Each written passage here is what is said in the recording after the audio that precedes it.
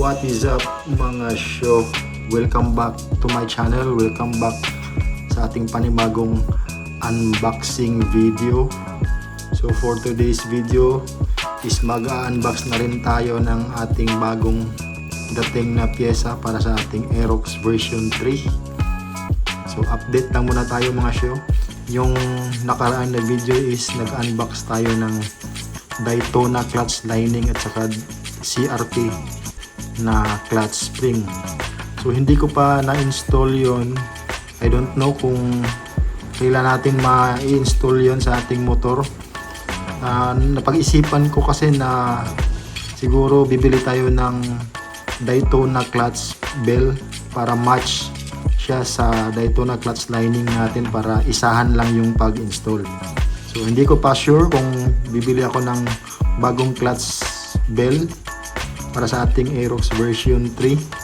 So tingnan natin, pero yung plano ko is yung Daytona clutch bell na pang Aerox NMAX yung bibilhin ko para match sila sa ating clutch lining.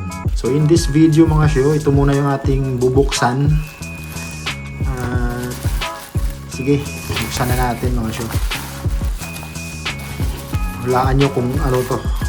Siguro alam nyo na kasi nasa title ng ating video.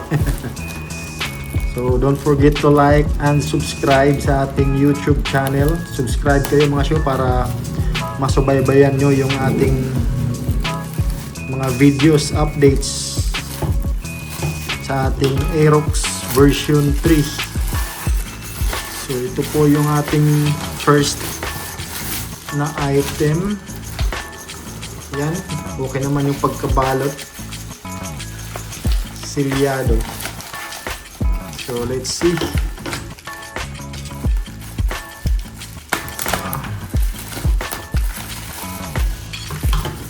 At ayan, bumugad ka agad yung relay. So alam nyo na kung ano to, umiilaw. So first, hugutin natin. Hindi mahugot. So tanggalin natin ng ayan na. Ayan na siya. Oh. Ayan. Tanggalin natin to.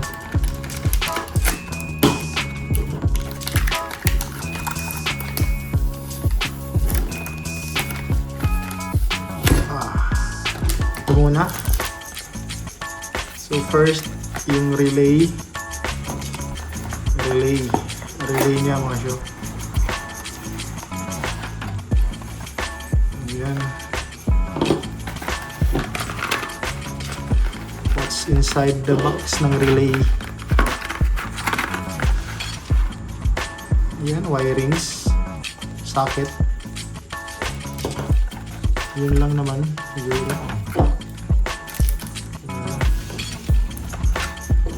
So socket at saka socket relay.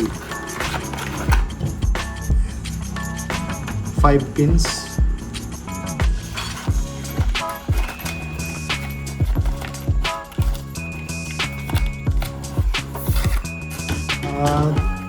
Ito ano ba to?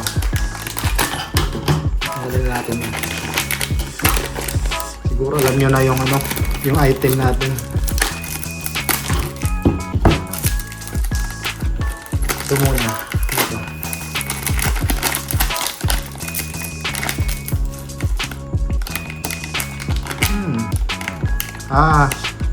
Switch. Ito yung switch.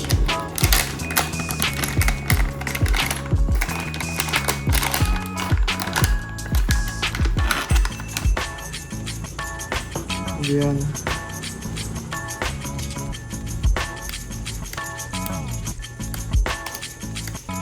Functional naman.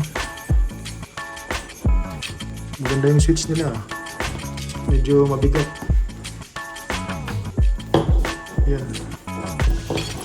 Ang kasama dito.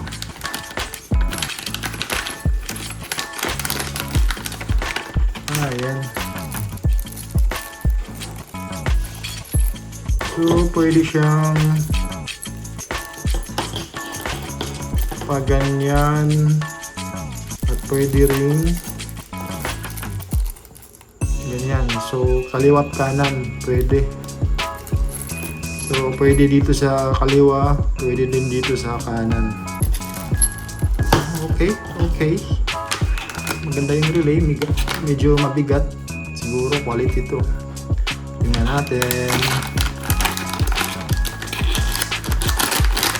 Balikin muna natin to.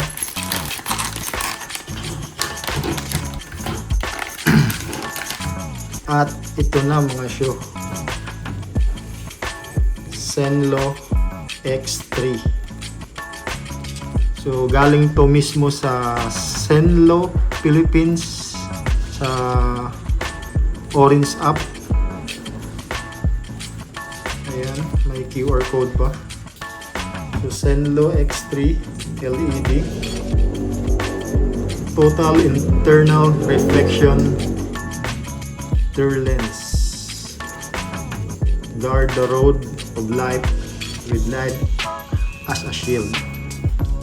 So first time kong magka Zenlo mga show. Kung naka-subscribe kayo sa channel ko, yung last na motor natin NMAX is naka TDD na auxiliary light yun. Ngayon naman try natin tong Zenlo. Yan. So model X3 Plus. X3 Plus. Color temperature sa low 8,000 Kelvin. High is 3,000 Kelvin. Versions, so version 3 to mga yun. V3 ng Zenlo X Plus. Zenlo X3.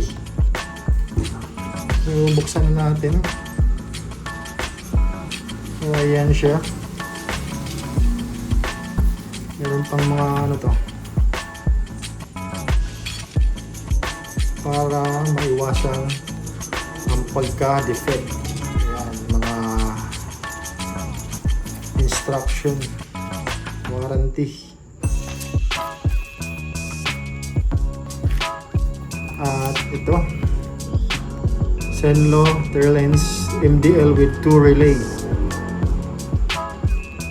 Ayan yung instruction manual niya. Wiring diagram. Ayan. So ito na mismo yung item, yung ating MDL mga show. At ito yung bracket holder. Parang ito lang yung holder niya. Holder. Ditong ballast. Zenlo Lens X3 yung ballast niya. Medyo may kabigatan din. Yung mga bolts and nuts, may kasama pang allen. And itong mismong MDL.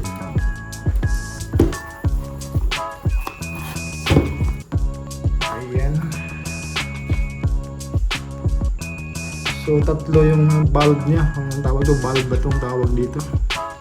Basta yung tatlo yung ano niya. Mabigat siya. Yung exhaust okay naman. Tatlo din. Mga ventilation niya sa baba at saka sa taas. Ito yung kabitan ng ano, itong holder niya. Ayan. Dito yung may kakabit yung holder at baka alala kayo mag-adjust bababa ba o sa taas. Ayan.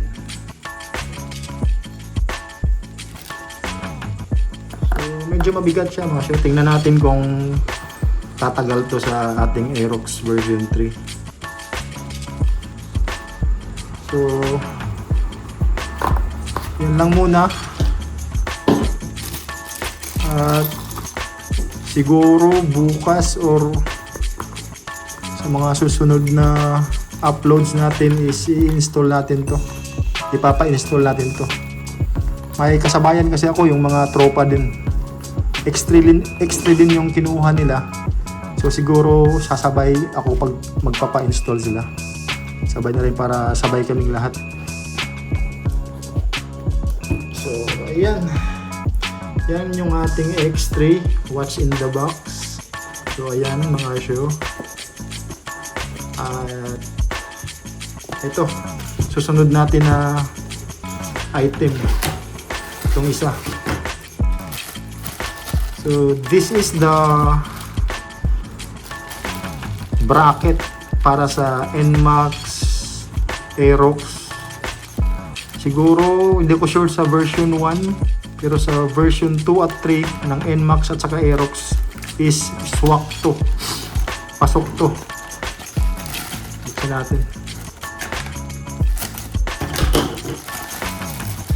Pasok to sa Aerox version 2 at 3 at saka NMAX version 2 at 3. So ito yung kanyang bracket. Tingnan natin. Tingnan natin kung makapal ba.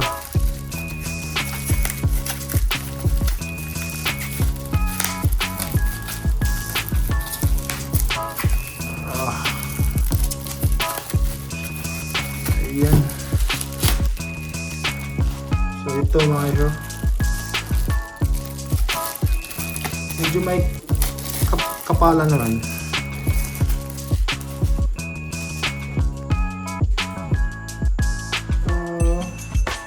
What do you think mga ito? Makapal ba o manipis? Pero okay naman sa quality niya.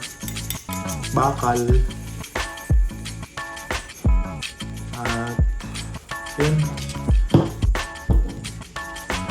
Tingnan natin kung matibay ito.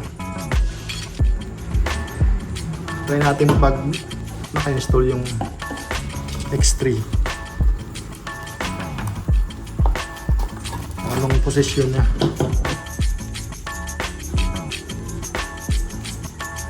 So ito yung para sa mga bolts sa T-post.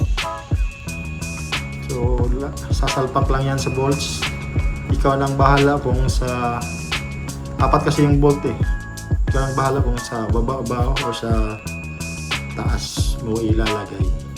Tingnan lang natin kung saan tayo saan yung magandang pwesto. Ganyan yung ano niya.